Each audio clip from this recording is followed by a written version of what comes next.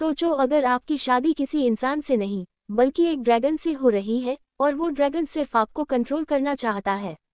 एक ऐसी दुनिया जहां आपकी ना का कोई मतलब नहीं, सुपरनैचुरल बॉन्ड, सदियों पुराने राज और एक ऐसा रिश्ता जहां आज़ादी सिर्फ एक इल्यूजन है।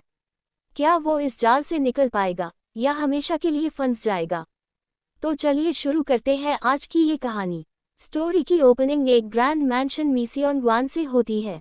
सीन शुरू होता है एक शांत डिनर सेटअप से, जहां हमारा first main lead back Chan वू अपने ग्रैंपा के साथ बैठा है। बैक चैन वू अपने फोन में बिजी है और माहौल थोड़ा ऑकवर्ड सा है। तभी अचानक एंट्री होती है सेकंड मेन लीड शिन टे-ओ की, जो एक ड्रैगन है। अब यहाँ से स्टोरी एकदम ट्विस्ट लेती है। शिन टे-ओ आते ही बड़े कैजुअली बोलता है, sorry I am let my love. ये सुनते ही चैन वू का रिएक्शन प्राइसलेस है। वह लिटरली शॉक हो जाता है। उसे उम्मीद थी कि उसका फियांसे एक ब्यूटीफुल वुमन होगा, लेकिन सामने एक एडल्ट मैन खड़ा है। अब ऑनेस्टली यहाँ पर चैन वू का रिएक्शन थोड़ा हार्श है, लेकिन रियलिस्टिक भी लगता है क्योंकि उसे सिचुएशन के बारे में प्रॉपर्ली बताया ही नहीं गया था। वह ओपनली डिस्गस्ट दिखाता है और अपने ग्रैंपा से सवाल करता है, आपने मुझे इसके साथ क्यों सेट किया? लेकिन तभी अचानक ग्रैंपा कोलैप्स हो जाते हैं। यह मोमेंट बहुत इंपॉर्टेंट है क्योंकि यहीं से स्टोरी टोन शिफ्ट होती है, कॉमेडी से सीरियस लॉ की तरफ। ग्रैंपा होश में आने के बाद एक पुरानी कहानी बताते हैं, ह्यूमंस और ड्रैगन्स के बीच सेंचुरीज पुराना कॉन्फ्लिक्ट। दोनों साइड्स टेरिटरी के लिए लड़ते रहे, लेकिन एक समय ऐसा आया जब उन्हें समझ आया कि एंडलेस वॉर का कोई मतलब नहीं। यहाँ एक इंटरेस्टिंग कॉन्सेप्ट इंट्रोड्यूस होता है, peace through bond. Dragons propose करते हैं कि हर 300 साल में दोनों पक्ष अपने बच्चों की एंगेजमेंट करेंगे, जिससे बैलेंस बना रहे। अब यह आइडिया सुनने में सिंपल लगता है, लेकिन प्रैक्टिकली ये बहुत हैवी है क्योंकि इसमें इंडिविजुअल्स की चॉइस ऑलमोस्ट जीरो है। और ऑनेस्टली यही इस स्टोरी का कोर कॉन्फ्लिक्ट है, ड्यूटी वर्सेस पर्सनल फ्रीडम। अब वापस प्रेजेंट में आते हैं। ग्रैंपा साफ कहते हैं कि चैन वू इस एंगेजमेंट से पीछे नहीं हट सकता, और रीजन भी काफी ब्रूटल है। उसके सिबलिंग्स ऑलरेडी सक्सेसफुल हैं, जबकि चैन वू को यूजलेस और अनएम्प्लॉयड तक कहा जाता है। यहाँ पर ऑडियंस को थोड़ा सिंपैथी फील होता है चैन वू के लिए, क्योंकि उसे लिटरली स्केपगोट बनाया जा रहा है। अब सीन शिफ्ट होता है शिन टे-ओ की साइड पर। वह अपने रूम में बैठा कैजुअली डॉक्यूमेंट्स देख रहा है, लेकिन उसकी पर्सनालिटी यहाँ रिवील होती है, काम, कॉन्फिडेंट और थोड़ा डेंजरस। जब उसके लोग पूछते हैं कि क्या चैन वू उसे पसंद करेगा, तो टे-ओ का जवाब इंटरेस्टिंग है। उसे लगता है कि चैन वू सीक्रेटली इंटरेस्टेड है। अब ये कॉन्फिडेंस है या एरोगेंस, यह आगे स्टोरी में क्लियर होगा। लेकिन सबसे चिलिंग लाइन तब आती है जब वह स्मर्क करके कहता है, मैं चाहता हूं कि वह खुद मुझसे शादी की भीख मांगे। ये क्लियरली दिखाता है कि टे-ओ सिर्फ अग्रीमेंट फॉलो नहीं कर रहा, वह कंट्रोल चाहता है। सीन फिर से शिफ्ट होता है बैक फैमिली मैंशन में, जहां ड्रैगन साइड का बटलर ऑफिशियली अनाउंस करता है कि टे-ओ इस मैरिज को आगे बढ़ाना चाहता है, और शॉकिंगली उसने चैन वू को पसंद भी किया है। अब यहाँ सिचुएशन पूरी तरह एस्केलेट हो जाती है। चैन वू प्रोटेस्ट करता है, चिल्लाता है, रेजिस्ट करता है, लेकिन उसे फोर्सफुली पकड़ लिया जाता है। और दूसरी तरफ ग्रैंपा कामली ग्रैटिट्यूड दिखा रहे हैं, जैसे ये सब एक डील हो, न कि किसी की जिंदगी। ऑनेस्टली ये सीन बहुत अनकंफर्टेबल है, बट इंटेंशनली ये दिखाता है कि इस वर्ल्ड में पावर डायनामिक्स कितने अनइक्वल हैं। ये स्टोरी सिर्फ रोमांस नहीं, डार्क पॉलिटिकल और साइकोलॉजिकल है। चैन वू रिलक्टेंट है, टे-ओ डोमिनेंट और मॉरली ग्रे। अब देखना है ये रिलेशनशिप हेट से इवॉल्व होगी या टॉक्सिक बन जाएगी। आपका क्या ओपिनियन है? क्या चैन वू इवेंचुअली एक्सेप्ट करेगा या वह इस सिस्टम के खिलाफ जाएगा? कमेंट में जरूर बताना। स्टोरी आगे बढ़ती है ड्रैगन मैंशन में, जहां बैक चैन वू एक बिस्तर पर ब्लैंकेट लपेटे लेटा हुआ है, क्लियरली अनकंफर्टेबल और कंफ्यूज्ड। तभी शिन टे-ओ कैजुअली उसके सामने से गुजरते हुए उसे टीज करता है, क्या मेरी ब्राइड शर्म से छिप रही है? अब यहाँ चैन वू तुरंत डिफेंसिव हो जाता है और कहता है, तुम्हारी ब्राइड कौन है? यहाँ दोनों के बीच डायनामिक्स साफ दिखने लगते हैं, एक पूरी तरह डिनायल में है तो दूसरा पूरी तरह कंट्रोल में। ऑनेस्टली यह इंटरैक्शन थोड़ा डार्क ह्यूमर जैसा लगता है, लेकिन सिचुएशन अंदर से काफी डिस्टर्बिंग है। अब शिन टे-ओ काउच पर जाके बैठता है और बुक रीड करने लगता है, और इधर चैन वू अपने मन में लगातार सोच रहा है कि आखिर ये सब हो क्या रहा है, ग्रैंपा, ये शादी, और अब यह अजीब बिहेवियर। और शिन टे-ओ की तरफ देखते हुए लॉजिकली क्वेश्चन करता है, 2 आदमी कपल कैसे बन सकते हैं, जो दिखाता है कि वह इस पूरी सिचुएशन के लिए मेंटली तैयार नहीं है। इसी बीच शिन टे-ओ का बिहेवियर और भी स्ट्रेंज हो जाता है। रूम में एक अजीब सा एटमॉस्फेयर क्रिएट होता है, जिससे चैन वू फिजिकली भी अनईजी फील करने लगता है। वह खुद कहता है कि उसे चक्कर जैसा लग रहा है, बॉडी वीक हो रही है और उसे लगता है शायद खाने की वजह से ऐसा हो रहा है। लेकिन ऑडियंस के पर्सपेक्टिव से ये साफ हिंट है कि यहाँ कुछ सुपरनैचुरल या कंट्रोल बेस्ड एलिमेंट चल रहा है। अब शिन टे-ओ उसके पास आता है और ब्लैंकेट को हटाते हुए क्लियरली बोलता है कि उसने कोशिश की थी डिस्टेंस बनाए रखने की, लेकिन सिचुएशन अनएक्सपेक्टेड हो गई। ये लाइन बहुत इंपॉर्टेंट है क्योंकि यह दिखाती है कि वह खुद भी इस कनेक्शन को इंटरेस्टिंग मान रहा है, न कि सिर्फ एक ड्यूटी। इसके बाद सीन थोड़ा अनकंफर्टेबल डायरेक्शन में जाता है, जहां चैन वू को खुद अपने शरीर में चेंजेस महसूस होते हैं और वह कंफ्यूज्ड और फ्रस्ट्रेटेड हो जाता है। यहाँ एक चीज नोट करने वाली है, चैन वू की कॉन्सेंट या कंफर्ट ऑलमोस्ट इग्नोर हो रही है, जो स्टोरी के डार्क टोन को और हाईलाइट करता है। सीन अब्रप्टली कट होता है और हम देखते हैं कि चैन वू किसी तरह वहां से भाग निकलता है। अब अगला सीन ट्रेन में होता है, जहां वह पूरे इंसिडेंट को याद करके क्लियरली पैनिक और एंगर में है। वह खुद सोचता है, अगर मैं वहां से नहीं भागता तो शायद सब खत्म हो जाता। यहाँ ऑडियंस को उसकी हालत समझ आती है, वह सिर्फ कंफ्यूज्ड नहीं बल्कि जेन्युइनली स्कैर्ड है। लेकिन ट्विस्ट अभी बाकी है। ट्रेन में ही उसे फिर से वही अजीब सेंसेशन महसूस होती है और वह और ज़्यादा परेशान हो जाता है। जैसे ही वह अगले स्टेशन पर उतरता है, उसे एक अननोन कॉल आता है। और गेस व्हाट, कॉल शिन टे-ओ का होता है। अब यहाँ से स्टोरी फिर एक साइकोलॉजिकल कंट्रोल एंगल लेती है। टे-ओ उसे इनडायरेक्टली बताता है कि वह उससे कनेक्टेड है, यानी जो भी चैन वू फील कर रहा है वह एक्सीडेंटल नहीं है।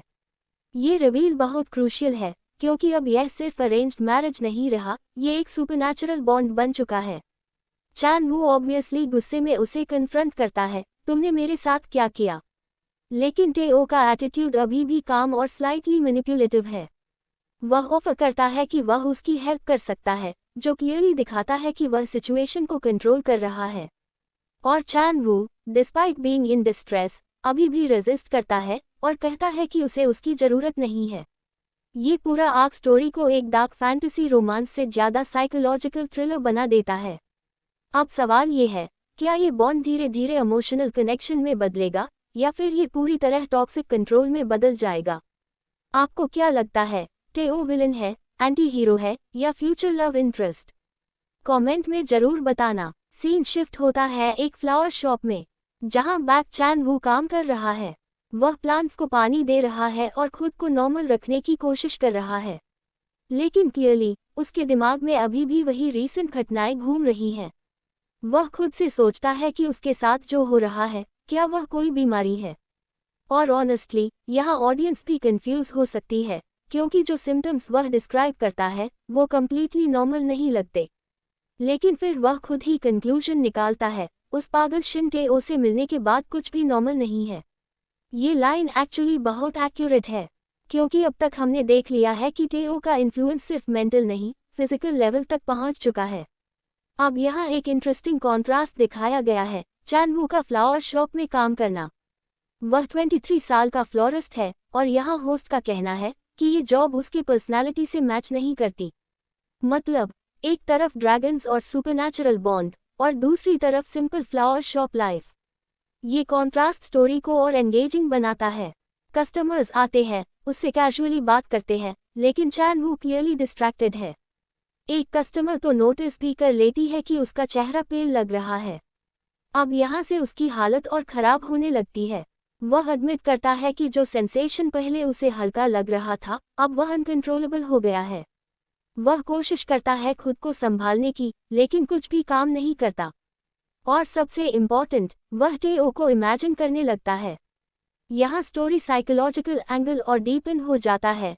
क्या ये सिर्फ फिजिकल कनेक्शन है या टे-ओ का इन्फ्लुएंस उसके माइंड पर भी है? अब फ्रस्ट्रेशन पीक पर पहुंचती है। सीन शिफ्ट होता है उसके घर पर, जहां वह पूरी तरह ब्रेकडाउन के करीब है। वह क्लियरली कहता है कि अगर उसे उस आदमी से हेल्प मांगनी पड़ी तो वह अपनी सेल्फ रिस्पेक्ट खो देगा। यह मोमेंट चैन वू के कैरेक्टर को डिफाइन करता है। वह स्टबन है, लेकिन पूरी तरह पावरलेस भी नहीं बनना चाहता। वह अपने ग्रैंपा को कॉल करता है, लेकिन वहां से भी कोई क्लियर मदद नहीं मिलती। ग्रैंपा का वेग रिस्पॉन्स सिचुएशन को और कंफ्यूजिंग बना देता है।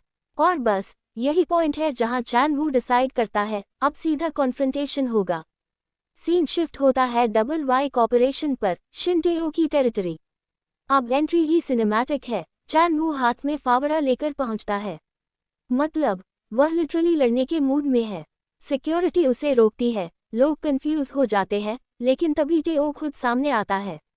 और यहाँ एक इंटरेस्टिंग ट्विस्ट है, जहाँ चैन वू पूरी अग्रेशन में है, वहीं टेओ पूरी काम एनर्जी में। चैन वू ओपनली उसे चैलेंज करता है, आज देखते हैं कौन जीतता है। लेकिन टेओ क्या करता है, वह गार्ड्स को हटने के लिए कहता है और कैजुअली डिक्लेयर करता है, यह मेरा फियांसे है।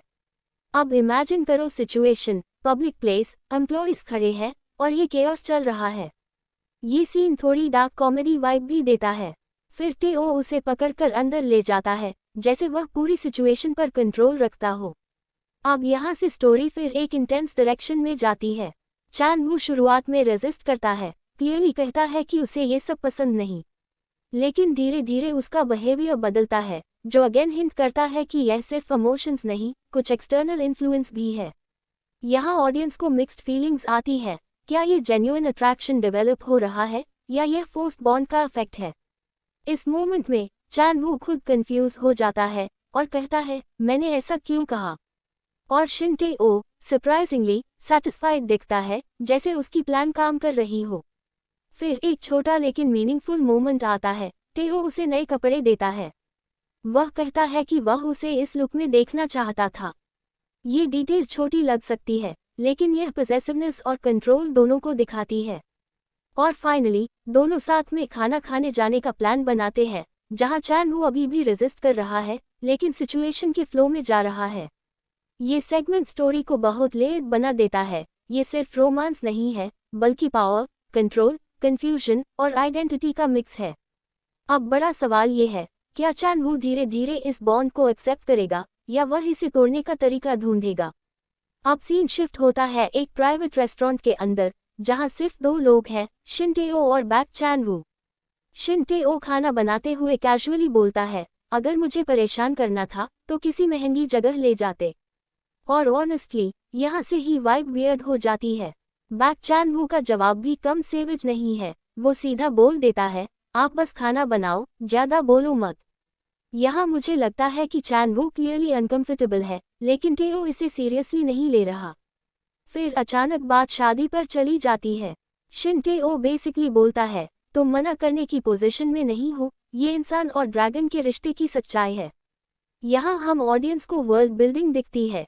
ह्यूमन वर्सेस ड्रैगन अलायंस कोई रोमांस नहीं, बल्कि ऑब्लिगेशन है। चैन वू भी एक्सप्लोड हो जाता है, मैं तुमसे शादी क्यों करूं। और ऑनेस्टली वैलिड क्वेश्चन। यहाँ चैन वू फाइनली ओपनली स्टैंड लेता है, जो उसके कैरेक्टर ग्रोथ का हिस्सा है।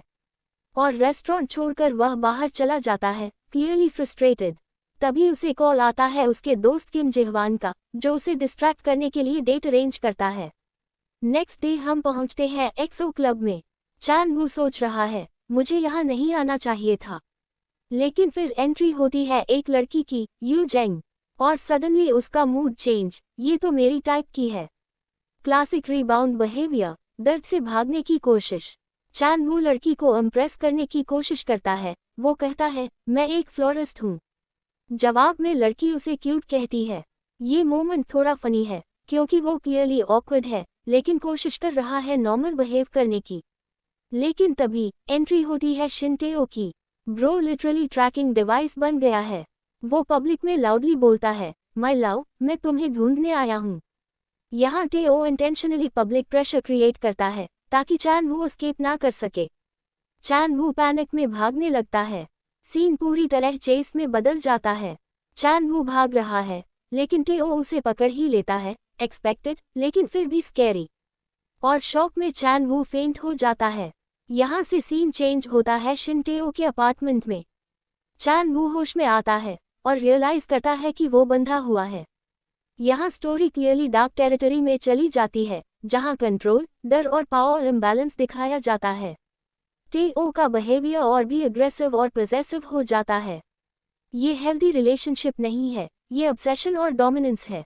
सिचुएशन एस्केलेट होती है, चान वू रेजिस्ट करता है, लेकिन प्रेशर और फियर की वजह से टूटने लगता है। यहाँ फोकस फिजिकल नहीं, बल्कि मेंटल ब्रेकडाउन पर है। इस पॉइंट पर चान वू मजबूरी में सरेंडर करता है। यह मोमेंट डिस्टर्बिंग है, क्योंकि ये चॉइस नहीं, प्रेशर का रिजल्ट है। तो अब सवाल ये है, क्या ये रिलेशनशिप कभी नॉर्मल हो सकता है, या ये पूरी तरह कंट्रोल और ऑब्सेशन में ही खत्म होगा?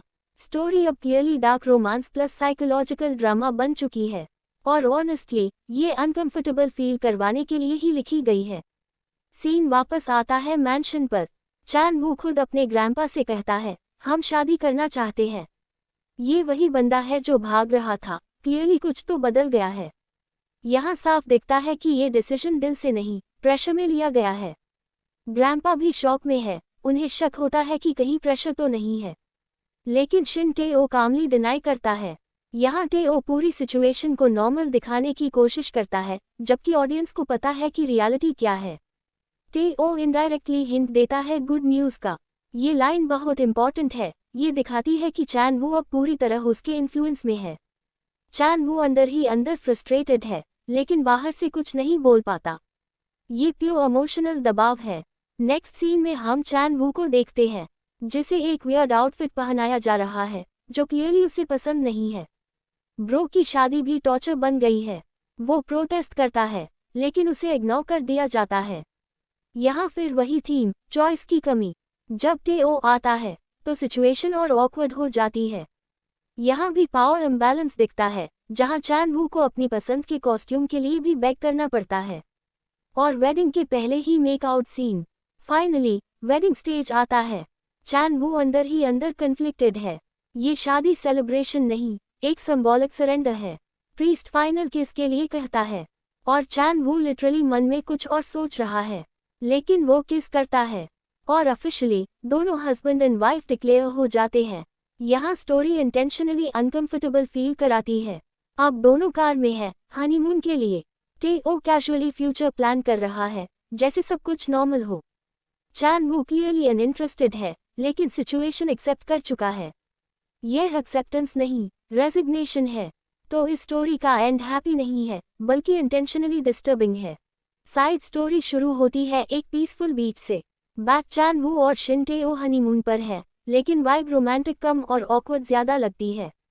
शिन टेओ आराम से सन लाउंजर पर लेटा है, जबकि बैक चान वू खड़ा होकर प्लेन देख रहा है। मतलब बड़ी हनीमून पर भी ओवरथिंकिंग चालू है। जब टेओ उसे बुलाता है, चान वू का रिएक्शन सीधा डिफेंसिव है, मैं आपके पास क्यों बैठूं। यहाँ से हमें उनका डायनामिक समझ आता है, एक प्लेफुल है, दूसरा क्लियरली अनकंफर्टेबल और गार्डेड। थोड़ी इंसिस्ट करने के बाद चान वू बैठ तो जाता है, लेकिन एक्सक्यूज क्या देता है, मेरे पैर में दर्द है। Classic avoidance move. टेओ बार बार माय लव बोलता है, और चान वू हर बार इरिटेट हो जाता है। यहाँ एक इंटरेस्टिंग कॉन्ट्रास्ट है, टेओ टीजिंग, डोमिनेंट, इमोशनली खुला, और चान वू डिनायल मोड, डिफेंसिव, लेकिन पूरी तरह दूर भी नहीं। ये पुश पुल डायनामिक ही इस स्टोरी को एंगेजिंग बनाता है। अब अचानक टेओ उसके लैप पर बैठ जाता है, और आसपास के लोग घूरने लगते हैं। ऑनेस्टली यह मोमेंट थोड़ा फनी है। चान वू क्लियरली शर्मिंदा है, जबकि टेओ को कोई फर्क ही नहीं पड़ता। ये दिखाता है कि टेओ बाउंड्रीज पुश करता है, और चान वू सोशल अवेयरनेस लेकर चलता है। अब सीन शिफ्ट होता है बेडरूम में। बैक चान वू बाथरोब में बेड पे बैठा है, और सोच रहा है, ये ब्राइडल लेसन क्या होने वाला है। वही शिन टेओ प्लेफुल तरीके से कदर करता है, और कहता है, बिल्ली और चूहे का गेम भी मजेदार है। गाइस, ऑनेस्टली यह मोमेंट हाईलाइट करता है कि इस कपल के बीच प्लेफुल इंटीमेसी है, और बैक चान वू थोड़ा ओवरवेल्म्ड है, जो एक रियलिस्टिक रिएक्शन है। यहाँ स्टोरी टेलिंग की सबसे मजेदार चीज़ ये है कि बेबी ड्रैगन के होने का ट्विस्ट भी जोड़ दिया गया। देखो, शिन टेओ का कॉन्फिडेंस और बैक चान वू की हेजिटेशन दोनों मिलकर कॉमेडी और रोमांस का परफेक्ट कॉम्बो बनाते हैं। प्लस बेबी ड्रैगन ट्विस्ट ने होल सीन को और एंटरटेनिंग बना दिया। अब आते हैं सबसे केओटिक और हिलेरियस सीन पर, जहां बैक चान वू बेबी ड्रैगन को जन्म देता है और तुरंत फेंट हो जाता है। नेक्स्ट मॉर्निंग चान वू उठता है और बेबी को ढूंढता है, और टेओ कैजुअली बेबी को पकड़े खड़ा है, जैसे कुछ हुआ ही नहीं। लेकिन यहाँ एक होलसम मोमेंट भी है। जब चैन वू बेबी को देखता है तो कहता है, ये बिल्कुल तुम्हारे जैसा है। अब शुरू होता है पेरेंटिंग आर्क, लेकिन ऑब्वियसली नॉर्मल नहीं। चैन वू जेन्युइनली बेबी की केयर करना चाहता है, फीडिंग, होल्डिंग, एवरीथिंग। लेकिन टेओ का लॉजिक, ड्रैगन बेबीज को खाना नहीं चाहिए, वो ऑलरेडी परफेक्ट होते हैं। बडी, ये पेरेंटिंग एडवाइस है या मैथोलॉजी लेक्चर? एक तरफ चैन वू है जो एक्चुअली पेरेंट की तरह बिहेव कर रहा है, केयरिंग, सॉफ्ट, प्रोटेक्टिव। और दूसरी तरफ टेओ, जो अब भी कन्विंस्ड है कि बेबी प्रिटेंड कर रहा है। और यही कंट्रास्ट इस स्टोरी को इंटरेस्टिंग बनाता है, comedy plus emotional chaos plus weird fantasy mix. अब हम देखते हैं कि चैन वू बेबी से अटैच हो चुका है और टेओ अभी भी अपने ड्रैगन लॉजिक में स्टक है। ऑनेस्टली, ये स्टोरी नॉर्मल नहीं है, लेकिन अगर आपको chaotic romance plus fantasy plus dark humour पसंद है तो ये डेफिनेटली एंटरटेनिंग है।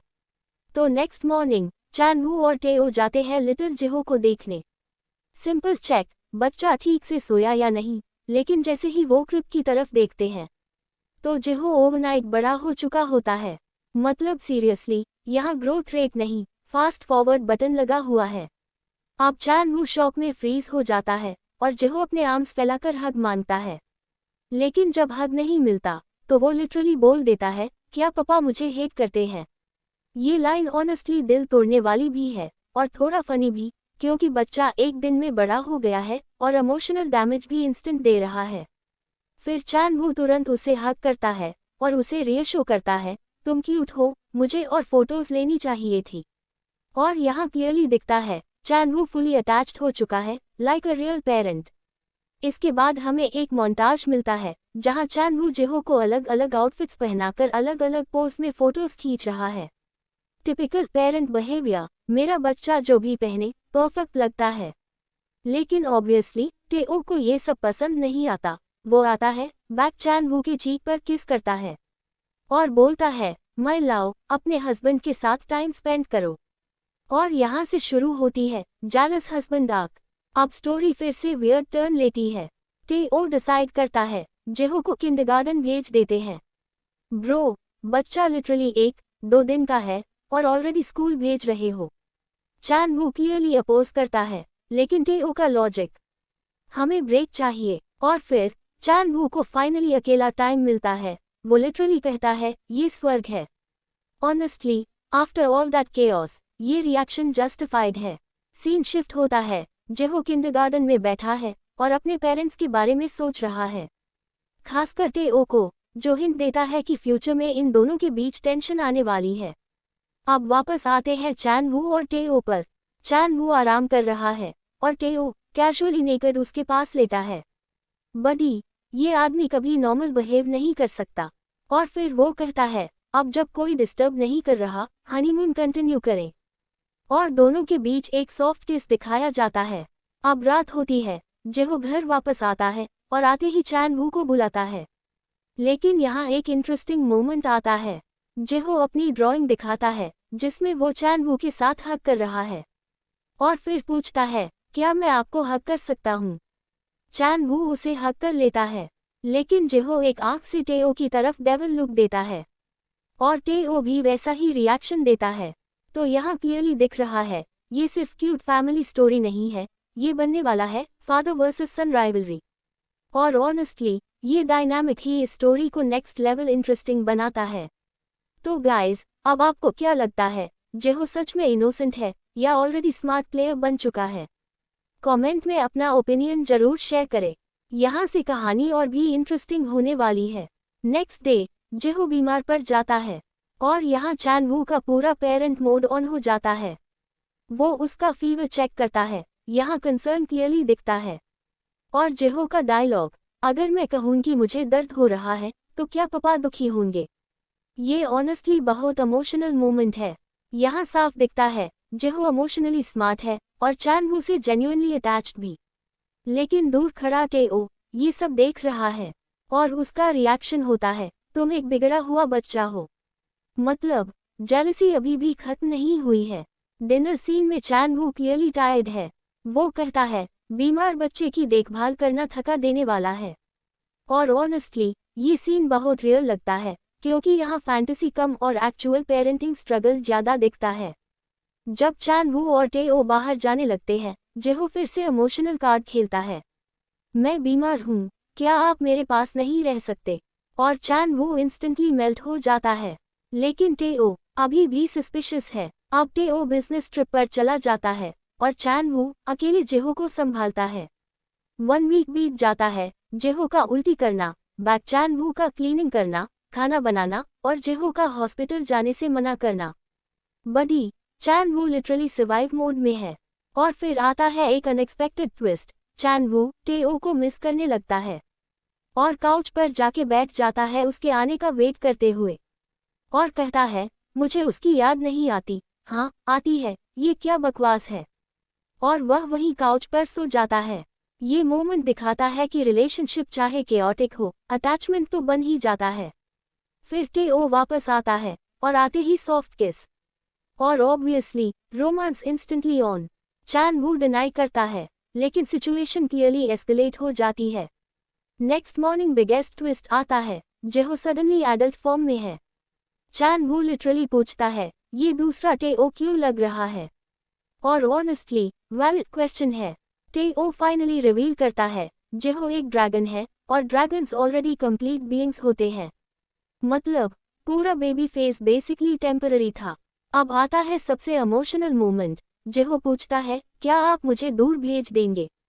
और चैन वू क्लियरली हर्ट है, लेकिन जेहो खुद ही जाने का फैसला करता है। और उसका डायलॉग है, मैं फिर से आपसे मिलने आऊंगा। ये सीन ऑनेस्टली बिटर स्वीट है। जेहो के जाने के बाद चैन वू अकेला बैठा है और एडमिट करता है, उसे अकेलापन महसूस हो रहा है।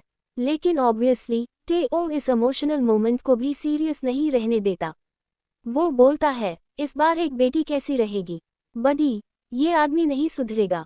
तो इस स्टोरी में हमें सब कुछ मिला, इमोशन, कॉमेडी, केओस, फैंटेसी, लेकिन सबसे इंटरेस्टिंग चीज़ है जेहो का फास्ट ग्रोथ और उसका बॉन्ड चैन वू के साथ, और टेओ वर्सेस जेहो डायनामिक, जो ऑनेस्टली पूरे स्टोरी का सबसे एंटरटेनिंग सेगमेंट है।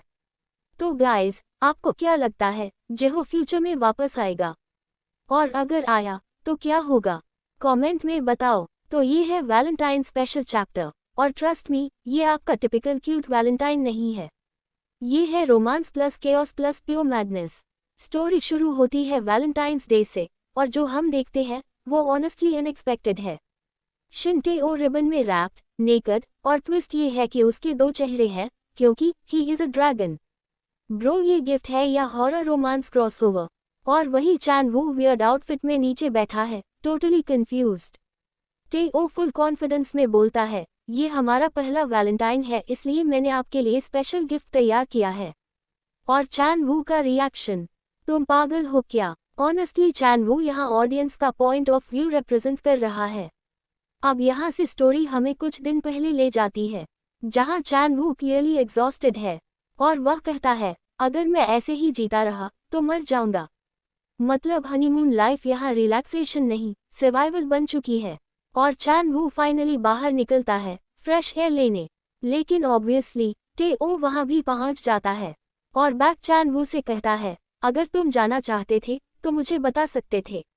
बडी ये आदमी जीपीएस ट्रैकर से भी ज़्यादा एक्यूरेट है। और बैक चैन वू वहाँ से भागने लगता है, लेकिन शिन टेओ उसे पकड़ ही लेता है और इस सिंपल वॉक को डेट डिक्लेयर कर देता है। और चैन वू बार बार डिनाई करता है, ये बस सैर है। लेकिन टेओ रियलिटी को अपनी कन्वीनियंस के हिसाब से रीराइट करता है। फिर एक रैंडम कपल पास से गुजरता है और वैलेंटाइन आउटफिट की बात करता है, और यही से टेओ को आइडिया मिल जाता है। और चैन वू कहता है, मैं कुछ नहीं करने वाला, जो ऑब्वियसली सच नहीं रहने वाला। अब वापस आते हैं वैलेंटाइन डे पर।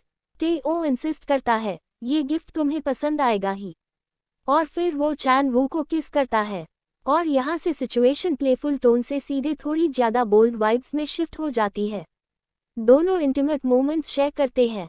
ये पार्ट क्लियरली दिखाता है, चैन वू चाहे कितना डिनाई करे, वो इस रिलेशनशिप से कंप्लीटली दूर नहीं जा सकता।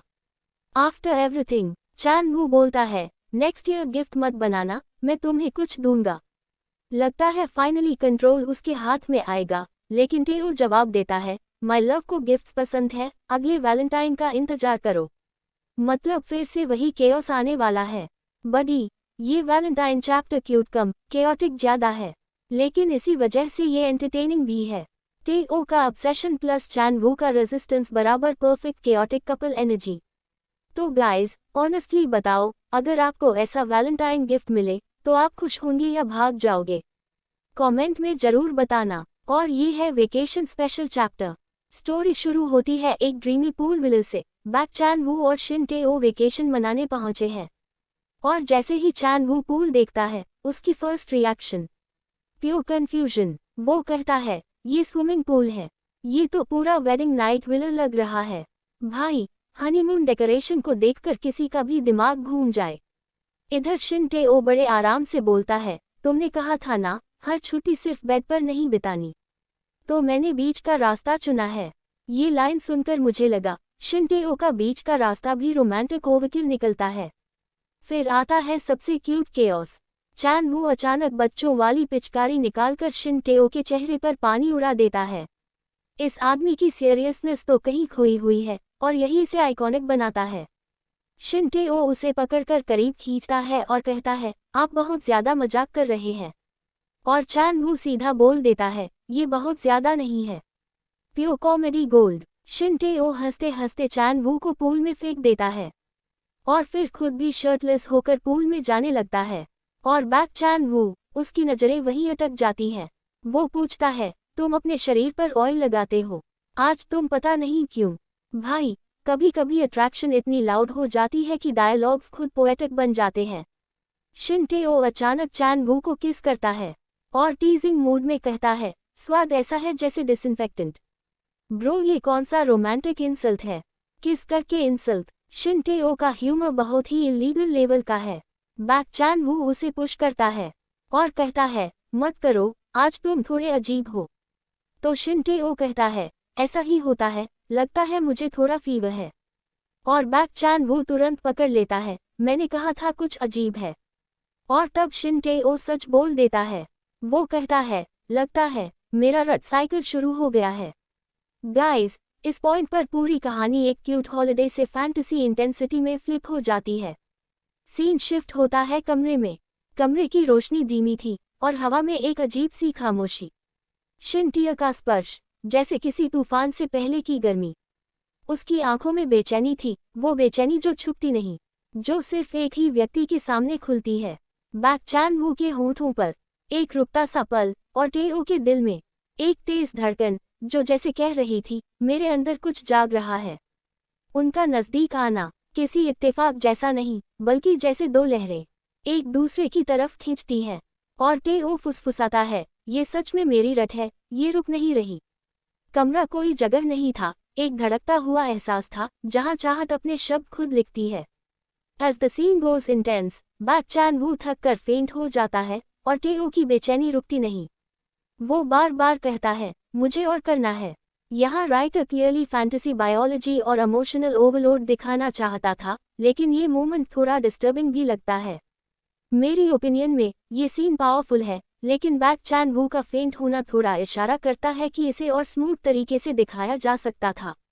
और इसी intense, chaotic, romantic, emotional ride के साथ वेकेशन स्पेशल चैप्टर खत्म हो जाता है। आज हम बात करने वाले हैं एक ऐसी फैंटेसी इफ साइड स्टोरी की, जो फनी भी है, टॉक्सिक भी, और ऑनेस्टली थोड़ा डिस्टर्बिंग भी। ये कहानी इंस्पायर्ड है पुरानी कोरियन लोककथा बाय लुबू जेन से, लेकिन जो ट्विस्ट इसमें है, वो इसे कम्प्लीटली अनएक्सपेक्टेड बना देता है।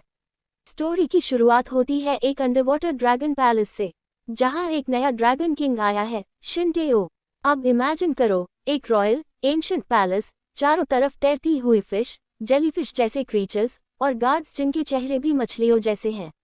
यहाँ सरफेस वर्ल्ड के एनिमल्स भी टूर के लिए आए हुए हैं, और उनमें से एक है हमारा मेन कैरेक्टर, बैक चैन वू, जो हाफ ह्यूमन हाफ रैबिट है। अब यहाँ मुझे पर्सनली ये कॉन्सेप्ट काफ़ी इंटरेस्टिंग लगा, क्योंकि यह सीधे उस पुरानी रैबिट लेजेंड से कनेक्ट करता है। बैक चैन वू यहाँ अपने ग्रैंपा के कहने पर आया है, क्योंकि उनका परिवार वही है जो ओरिजिनल रैबिट लिनिएज से जुड़ा हुआ है बायोलुबुजन की कहानी में। लेकिन ऑनेस्टली चैन वू को इस मिशन में कोई इंटरेस्ट नहीं है। वो बस मौका मिलते ही ग्रुप से चुपके से निकल जाता है। अब यही से स्टोरी इंटरेस्टिंग हो जाती है। चैन वू एक पीसफुल जगह पहुंचता है, एक पेड़ के नीचे, जहां जेलीफिश बर्ड्स की तरह उड़ रही होती हैं। ये डिटेल काफी क्रिएटिव लगी मुझे, अंडरवाटर वर्ल्ड को यूनिकली दिखाने के लिए। और वहां उसे एक स्ट्रेंज फ्रूट दिखता है। वो कैजुअली सोचता है शायद जेलीफिश के लिए होगा, और बिना सोचे समझे वो उसे खा लेता है। और यही वो एक ऐसी गलती कर देता है जिसका असर उसे बाद में समझ आता है। अब पैरेलल में हमें रिवील होता है कि वो फ्रूट एक्चुअली इंटेग्वा है, एक रेयर मिस्टिकल फ्रूट जो हर 100 साल में उगता है, और जिसके बारे में कहा जाता है कि ये बॉडी में अनयूजुअल ट्रांसफॉर्मेशंस ला सकता है। और हाँ, यहाँ से स्टोरी थोड़ी वियर्ड टेरिटरी में जाने लगती है, लेकिन हम इसे सिंपल रखते हैं। फ्रूट खाने के बाद चैन वू को अजीब फील होने लगता है। ऑनेस्टली, ये कॉन्सेप्ट बहुत अनयूजुअल है, और क्लियरली ये स्टोरी ट्रेडिशनल फैंटेसी से हटकर नीचे ऑडियंस को टारगेट करती है। और तभी उसकी मुलाकात होती है ड्रैगन किंग शिन टेओ से। अब यहाँ उनकी इंटरैक्शन थोड़ी इंटेंस है, और क्लियरली चैन वू सिचुएशन को समझ नहीं पा रहा। यहाँ ऑथर ने पावर डायनामिक्स और कंफ्यूजन को हाईलाइट किया है, जो ऑनेस्टली थोड़ा क्वेश्चनेबल भी लग सकता है। सीन कट होकर ड्रैगन पैलेस में आता है, और यही से चैन वू की सिचुएशन और कॉम्प्लिकेटेड हो जाती है। ड्रैगन किंग उसे बताता है, वो जो फ्रूट तुमने खाया वह कोई मैजिकल आइटम नहीं था, बल्कि एक एक्सपेरिमेंटल आर्टिफैक्ट था, जिसका यूज पैलेस में रिसर्च के लिए किया जा रहा था। और जो भी ट्रांसफॉर्मेशन तुम्हें हुआ है, वो उसी फल की वजह से है।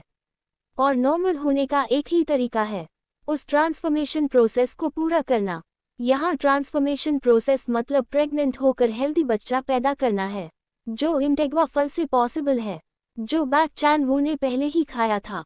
वन मोर थिंग, इंटेग्वा फल खाने से बॉडी में चेंजेस दिखने को मिलते हैं।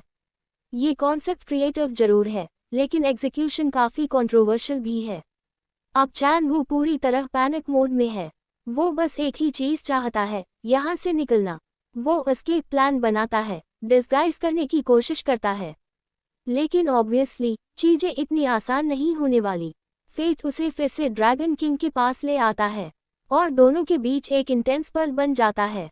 लेकिन चैन वो अभी भी पूरी तरह से कंफ्यूज्ड और पैनिक में है। क्या वह ट्रांसफॉर्मेशन प्रोसेस को पूरा करेगा, या किसी और तरीके से एस्केप की कोशिश करेगा? और शिन टेओ के इंटेंशंस वास्तव में कितने साफ हैं? क्या चैन वू की जर्नी उसे अपनी एबिलिटीज और रिस्पॉन्सिबिलिटीज समझने में मदद करेगी, या उसे और मुश्किलों में फंसा देगी? सीन कट होता है, और हम देखते हैं बैक चैन वू को, जो एक रॉयल बेडरूम में उठता है। चैन वू उठते ही पूरी तरह कंफ्यूज्ड है। उसे समझ ही नहीं आता कि वो कहाँ है, और कितनी देर से बेहोश था। वो धीरे धीरे रियलाइज करता है कि वो ड्रैगन किंग के पर्सनल चेंबर में है, और यहाँ से उसकी हालत ऐसी हो जाती है जैसे किसी ने उसे रियलिटी चेक दे दिया हो। अब सबसे इंटरेस्टिंग पार्ट आता है, उसका इंटरनल कॉन्फ्लिक्ट। वो खुद से लड़ रहा है। एक तरफ वो कहता है मुझे यहाँ से भागना है, दूसरी तरफ वो खुद को कन्विंस करने की कोशिश करता है कि जो हुआ वो उतना बुरा नहीं था। ये बहुत रियल मोमेंट है, जहाँ कैरेक्टर खुद अपने इमोशंस को समझ नहीं पा रहा। फिर अचानक उसे याद आता है, कुछ लोगों ने कहा था कि ड्रैगन किंग के कमरे में एक सीक्रेट पैसेज है। और बस चैन वू तुरंत मिशन मोड में आ जाता है। वो कहता है अगर मुझे वो रास्ता मिल गया तो मैं यहाँ से निकल सकता हूँ। लेकिन प्रॉब्लम ये है, उसे कोई सीक्रेट दरवाजा मिलता ही नहीं। वो फ्रस्ट्रेशन में ऑलमोस्ट हार मान लेता है। क्लासिक सिचुएशन, प्लान तो बना लिया पर एग्जीक्यूशन जीरो। और तभी रूम में एंट्री होती है ड्रैगन किंग शिन टेओ की। अब उनका इंटरैक्शन काफी लेट है। टेओ उसे टीज करता है, उसकी हालत देखकर मजाक भी उड़ाता है, लेकिन साथ ही कंसर्न भी दिखाता है। अब यहाँ से सीन थोड़ा इंटेंस हो जाता है। चैन वू क्लियरली नर्वस है, उसका दिल तेज धड़क रहा है, और वो खुद को समझाने की कोशिश कर रहा है कि ये सिर्फ डर है। लेकिन ऑडियंस के लिए साफ है, ये सिर्फ डर नहीं है, ये confusion plus attraction plus pressure सब कुछ मिक्स है। अब दोनों के बीच एक ऑकवर्ड और टेंस कॉन्वर्सेशन होती है। शिन टेओ पूछता है जब आप जाग रहे थे तो क्या तुमने मेरे बारे में सोचा? तो चैन वू डिनाई करता है कि उसने ड्रैगन किंग के बारे में सोचा भी नहीं, जबकि टेओ बार बार उसे प्रोवोक करता है। ये पूरा सीन बेसिकली माइंड गेम्स जैसा लगने लगता है। और ऑनेस्टली यहाँ स्टोरी एक बहुत कंट्रोवर्शियल डायरेक्शन में जाती है। टेओ क्लियरली कंट्रोल में है और चैन वू वल्नरेबल पोजीशन में। यहाँ ऑथर ने पावर इम्बैलेंस दिखाया है, लेकिन ये चीज़ हर ऑडियंस के लिए कंफर्टेबल नहीं होगी। आगे सिचुएशन और पर्सनल हो जाती है, जिसे हम डिटेल में नहीं जाएंगे, लेकिन इतना समझ लो, ये मोमेंट चैन वू के लिए सिर्फ फिजिकल नहीं बल्कि इमोशनल कंफ्यूजन का पीक है। क्या वह शिन टेओ के सामने अपनी वल्नरेबिलिटीज को संभाल पाएगा? क्या वो सीक्रेट पैसेज ढूंढ पाएगा या पैलेस में और उलझ जाएगा? यहाँ पैसेज मतलब रास्ता है जो ड्रैगन किंग के कमरे से गुजरता है। एक्चुअली उसे बाहर जाने का रास्ता तो नहीं मिलता, लेकिन अनकंफर्टेबल रूम जरूर मिलता है। स्टोरी आगे बढ़ती है और अब सिचुएशन और भी कॉम्प्लिकेटेड हो चुकी है। अगली सुबह चैन वू उठता है ड्रैगन किंग के रूम में और उठते ही फ्रस्ट्रेशन मोड ऑन। भाई सीधे सीधे बोल देता है, ये जगह सेफ नहीं है। उसे क्लियरली महसूस हो रहा है कि उसका बॉडी और माइंड दोनों उसके कंट्रोल में नहीं है। अब चैन वू पूरी तरह अलर्ट हो चुका है। ये महल डेंजरस है, यहाँ सर्वाइव करने के लिए दिमाग चलाना पड़ेगा। और वो डिसाइड करता है अब बस एस्केप करना ही होगा। तभी एंट्री होती है पैलेस के बटलर की और चैन वू उनकी कॉन्वर्सेशन चुपके से सुन लेता है। उसे पता चलता है कि सच में एक सीक्रेट पैसेज मौजूद है। अब वो फुल फोकस के साथ क्लूज फॉलो करता है, स्टेप्स गिनता है, डायरेक्शन समझता है। फाइनली ब्रेन यूज किया और काम भी कर गया। चैन वू एस्केप के करीब है, लेकिन एक प्रॉब्लम है। ड्रैगन किंग शिन टेओ अभी भी रूम में है। अब चैन वू एक रिस्की स्ट्रैटेजी अपनाता है। वो शिन टेओ के साथ अच्छा बिहेव करता है जैसे वो कंफर्टेबल है, लेकिन अंदर से वो सिर्फ मौका ढूंढ रहा है भागने का। यहाँ एक इंटरेस्टिंग डायनामिक देखने को मिलता है। बाहर से चैन वू प्लेफुल और नॉर्मल एक्ट करता है और अंदर से वो पूरी तरह अनकंफर्टेबल है। ये क्लासिक सर्वाइवल बिहेवियर है, जब कैरेक्टर सिचुएशन के हिसाब से एक्ट करता है। शिन टेओ भी सिचुएशन को लाइटली नहीं ले रहा। वो चैन वू के बिहेवियर को ऑब्जर्व कर रहा है और इनडायरेक्टली उसे कंट्रोल करने की कोशिश कर रहा है। यहाँ क्लियरली पावर इम्बैलेंस दिखता है, जो स्टोरी को डार्क टोन देता है। अब सीन में एक सिंबॉलिक चीज आती है, स्वीट्स। सरफेस पर यह सिंपल इंटरैक्शन लगता है, लेकिन एक्चुअली ये टेम्पटेशन और कंट्रोल का प्रतीक है। ऑथर यहाँ फिजिकल चीजों के जरिए साइकोलॉजिकल मैनिपुलेशन दिखा रहा है। रात होते ही चैन वू फाइनली एक्शन लेता है। वो क्वाइटली रूम से निकलता है और सीक्रेट दरवाजे तक पहुंच जाता है, लेकिन जैसे ही वो अंदर जाता है, वहां पूरी तरह अंधेरा और अजीब एटमॉस्फेयर। और तभी अचानक लाइट्स ऑन और सामने शिन टेओ। ट्विस्ट तो देखो, भाई पहले से ही जानता था। अब चैन वू नोटिस करता है कि रूम में कुछ स्ट्रेंज चीजें हैं। वो इंस्टेंटली अनकंफर्टेबल हो जाता है और समझ जाता है कि ये जगह नॉर्मल नहीं है। ये सीन क्लियरली दिखाता है कि ड्रैगन पैलेस सिर्फ रॉयल नहीं बल्कि रहस्यों से भरा हुआ है।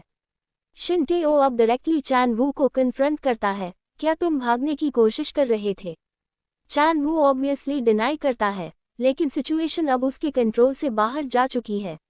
नेक्स्ट मॉर्निंग चैन वू फिर से जागता है, लेकिन इस बार उसे रियलाइज होता है कि सिचुएशन और कॉम्प्लिकेटेड हो गई है।